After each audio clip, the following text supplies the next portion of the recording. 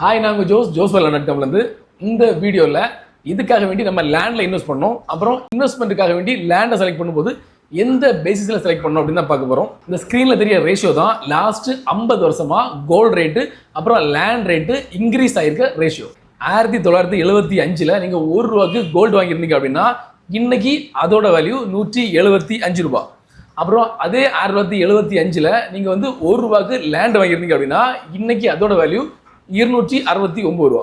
அதாவது இந்த 50 வருஷத்துல கோல்டோட வேல்யூ 175 மடங்கும் நம்ம லேண்டோட வேல்யூ 269 மடங்கு கூடியிருக்கு. ஸோ நீங்கள் லேண்டில் இன்வெஸ்ட் பண்ணுறது எப்பயுமே ஒரு சூப்பரான இன்வெஸ்ட்மெண்ட்டாக இருக்கும். நீங்கள் லேண்ட் வாங்கும்போது ஒரு பேசிக்கான விஷயத்தை எப்பயுமே கன்சிடர் பண்ணணும். அது என்ன அப்படின்னா spending capacity of nearby people. அதாவது பக்கத்தில் உள்ள மக்களோட செலவு செய்யும் திறன்.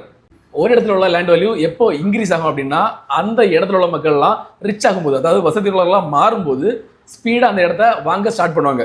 உடனே லேண்ட் வேல்யூலாம் நல்ல ஸ்பீடாக இன்க்ரீஸ் ஆகும். ஒரு பெஸ்ட் எக்ஸாம்பிளாக சென்னையை சொல்லலாம். ஸோ நீங்கள் அடுத்த வாட்டி லேண்ட் வாங்க செலக்ட் பண்ணும்போது அதுக்கு நியர்பை பீப்புளோட ஸ்பெண்டிங் கெப்பாசிட்டி எவ்வளோ அப்படின்னு செக் பண்ணுங்கள். ஸோ இதை செக் பண்ணிவிட்டு நீங்கள் லேண்ட் வாங்கும்போது ஸ்பீடாகவே நீங்கள் வாங்கின லேண்டோட வேல்யூ டபுள் ட்ரிபிளாக இன்க்ரீஸ் ஆகிடும். இதுபோல் ப்ராப்பர்ட்டி அப்புறம் இன்வெஸ்ட்மெண்ட் சம்மந்தமான வீடியோக்கு நம்ம இன்ஸ்டாகிராம் பேஜை மறக்காமல் ஃபாலோ பண்ணுங்கள். நம்ம யூடியூப் சேனலை சப்ஸ்கிரைப் பண்ணுங்கள்.